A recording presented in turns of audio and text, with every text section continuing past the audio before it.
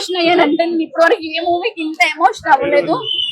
National award movie ఇది, winnowing movie. నేను చెప్తున్నా రామ్ చరణ్ గారికి మగధీర, నాకు అసలు చెప్పడం మాటలు కూడా రావట్లేదు, నిజంగా చెప్తున్నా. తర్వాత RRR ప్లస్ ఏం మూవీ, గేమ్ చేంజర్ కాదు, దానికి ముందు రంగస్థలము, అన్నిట్లని నిజంగా చెప్తున్నా బీట్ చేసిన మూవీ ఏదైనా ఉంటే ఇప్పుడు వరకు నాకు తెలిసి, నేను నిజంగా చెప్తున్నాను, అసలు నిజంగా ఒక పీక్స్ లో ఉన్న మూవీ ఇది. నేను చెప్తున్నా బుచ్చిబాబు గారు నిజంగా మీకు సకకోటి వందనాలండి. స్టార్టింగ్ నుంచి బాగుంది మూవీ, అసలు నేను చెప్పలేకపోతున్నా మాటలో. ఎవరు చెప్పారండి, ఏ రివ్యూస్ వింటున్నారండి మీరు?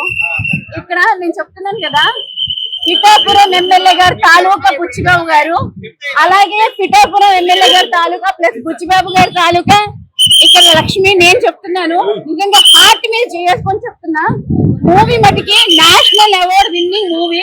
అసలు లిటరల్లీ నేను ఏడ్చాను, కళ్ళు మీకు కనిపిస్తుంది అనుకుంటా, ఇప్పుడు కూడా నేను ఏడుస్తూనే ఉన్నా మూవీ అంతా. నిజంగా ఏ మూవీ తీసారంటే నిజంగా చెప్తున్నాను, ఇది మూవీ కాదండి, నిజంగా ఆనిముత్యాలు అంటారు కదండి. రామ్ చరణ్